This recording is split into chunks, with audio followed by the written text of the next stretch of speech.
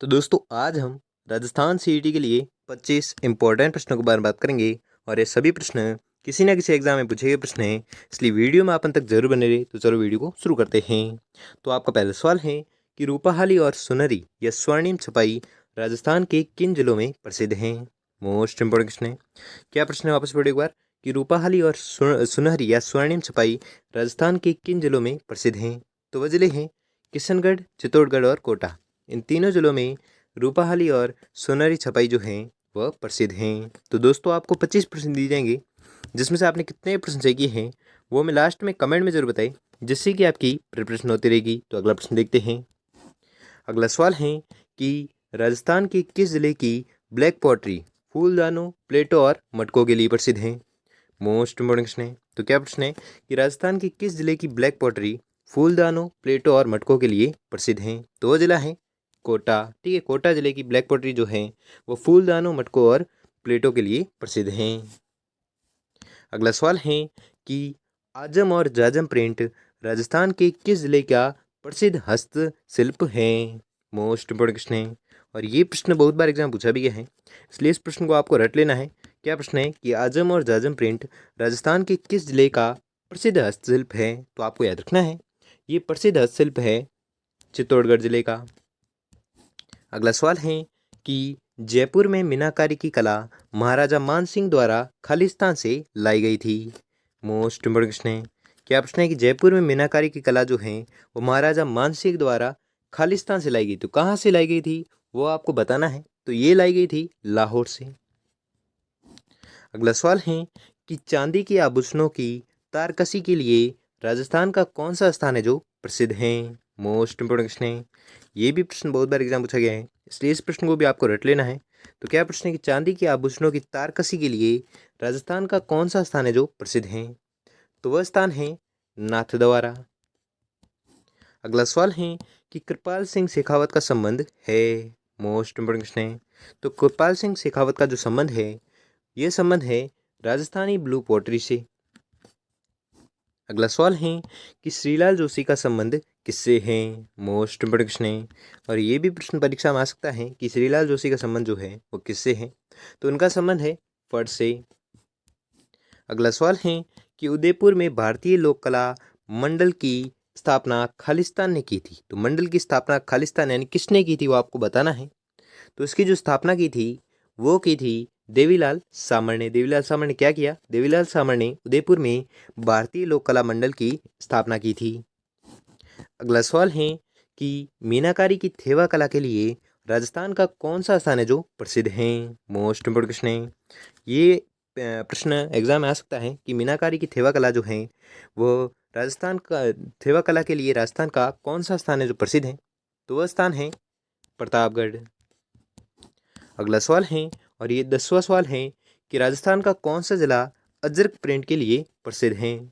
Most important question है और ये प्रश्न बहुत बार एग्जाम पूछा गया है और ये आज की क्लास का very very most important question है। और इस प्रश्न को आपको रट लेना है और कुछ भी करके याद कर लेना है। क्या प्रश्न है कि राजस्थान का कौन सा जिला अजरक प्रिंट के लिए प्रसिद्ध है। तो वह जिला है बाड़मेर, जो अजरक प्रिंट के लिए प्रसिद्ध है।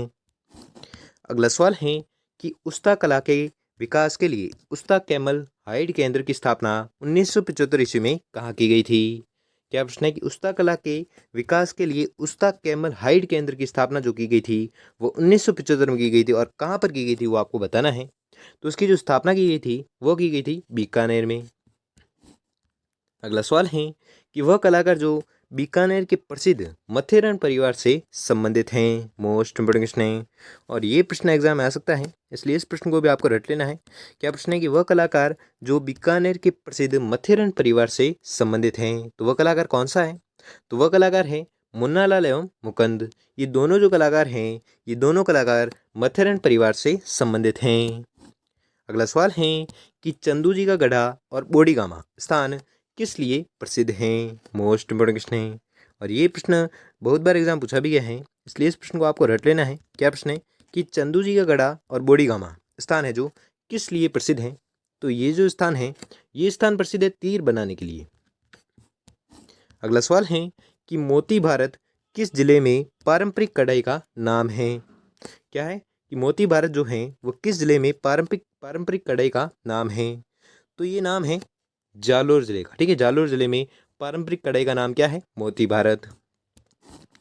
अगला सवाल है कि किस लोक कला के निर्माण का पुश्तैनी व्यवसाय केवल चित्तौड़गढ़ जिले के ग्राम बस्सी में ही देखा जाता है? क्या प्रश्न है कि किस लोक कला के निर्माण का पुश्तैनी व्यवसाय जो है वो केवल चित्तौड़गढ़ जिले के ग्राम बस्सी में ही देखा जाता है? तो वह लोक कला कौन सा है?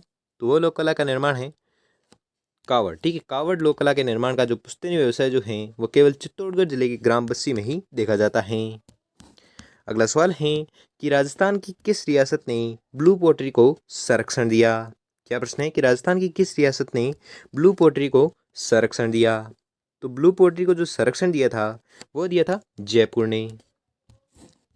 अगला सवाल है कि राजसमंद जिले में स्थित मोलेला गांव किस लोक कला के लिए विख्यात हैं? मोस्ट इंपोर्टेंट क्वेश्चन है और ये भी प्रश्न एग्जाम में आ सकता है, इसलिए इस प्रश्न को भी आपको रट लेना है कि राजसमंद जिले में स्थित मोलेला गांव किस लोक कला के लिए विख्यात है? तो ये विख्यात है मृणमय मूर्तिकला के लिए। ठीक है, मृणमय मूर्तिकला के लिए प्रसिद्ध है या विख्यात है कौन सा गांव? तो मोलेला गांव जो राजसमंद जिले में स्थित है। अगला सवाल है कि पारंपरिक कलाकार मांगीलाल मिस्त्री किस क्षेत्र में प्रसिद्ध हैं? मोस्ट इंपोर्टेंट क्वेश्चन है। क्या प्रश्न है कि पारंपरिक कलाकार मांगीलाल मिस्त्री जो हैं वो किस क्षेत्र में प्रसिद्ध हैं? तो मांगीलाल मिस्त्री जो हैं ये प्रसिद्ध है कावड़ क्षेत्र में। अगला सवाल है कि Maharaja school of arts and crafts की स्थापना किस राजस्थानी शासक द्वारा करवाई गई? क्या प्रश्न है कि Maharaja school of arts and crafts की जो स्थापना किस राजस्थानी शासक द्वारा करवाई गई थी?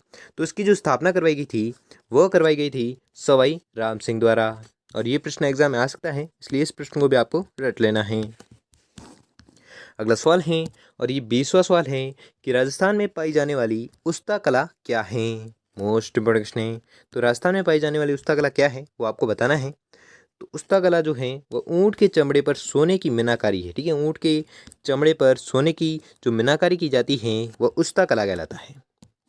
अगला सवाल है कि निम्नलिखित में से राजस्थान का कौन सा शहर है जो ब्लैक पॉटरी के लिए प्रसिद्ध है? मोस्ट इंपोर्टेंट क्वेश्चन है और ये ऐसे सवाल भी एग्जाम पूछे जाते हैं, इसलिए इस प्रश्न को भी आपको रट लेना है कि राजस्थान का कौन सा शहर है जो ब्लैक पॉटरी के लिए प्रसिद्ध है? तो वह शहर है सवाई माधोपुर जो ब्लैक पॉटरी के लिए प्रसिद्ध हैं। अगला सवाल है कि निम्नलिखित में से कौन सा शहर नमदा बनाने के लिए प्रसिद्ध है? मोस्ट इंपोर्टेंट क्वेश्चन है। तो कौन सा शहर है जो नमदा बनाने के लिए प्रसिद्ध है? तो वह शहर है टोंक। ठीक है, टोंक शहर वह शहर है जो नमदा बनाने के लिए प्रसिद्ध हैं। अगला सवाल है कि राजस्थान का राजसोनी परिवार आभूषण निर्माण की निम्नलिखित में से किस कला से संबंधित हैं? क्या प्रश्न है आपसे बड़ी बार कि राजस्थान का राजसोनी परिवार जो है वो आभूषण निर्माण की निम्नलिखित में से किस कला से संबंधित हैं? तो ये संबंधित है थेवा कला से। ठीक है, थेवा कला से संबंधित है कौन सा परिवार? तो राजसोनी परिवार। और ये ऐसे भी प्रश्न एग्जाम पूछे जा सकते हैं, तो इस प्रश्न को भी आपको रट लेना है। ठीक है, अगला सवाल है कि कौन सा कोड है जो सुमिलित नहीं है? तो वह युग्म बताना है जो सुमिलित नहीं है, हस्तकला और स्थान से मेल नहीं खाता है, वह युग्म बताना है। तो वह युग्म है मामा जी के घोड़े बसंतगढ़। ये जो हस्तकला है और स्थान है ये सही मेल नहीं खाते हैं या सही सम्मिलित नहीं हैं, इसलिए आपका राइट आंसर हो जाएगा ऑप्शन नंबर ए। अगला सवाल है और ये लास्ट सवाल है कि ऊँट की खाल पर स्वर्णिम नक्काशी का कार्य किस नाम से किया जाता है? मोस्ट इंपॉर्टेंट क्वेश्चन है, ऐसे भी प्रश्न एग्जाम में पूछे जा सकते हैं, इसलिए इस प्रश्न को भी आपको रट लेना है। क्या प्रश्न है कि ऊँट की खाल पर स्वर्णिम नक्काशी का कार्य किस नाम से किया जाता है? तो ये किया जाता है उस्ता कला के नाम से। तो दोस्तों आपको 25 प्रश्न दिए थे, जिसमें से आपने कितने प्रश्न सही किए हैं वो हमें जल्दी से जल्दी कमेंट करके जरूर बताइए।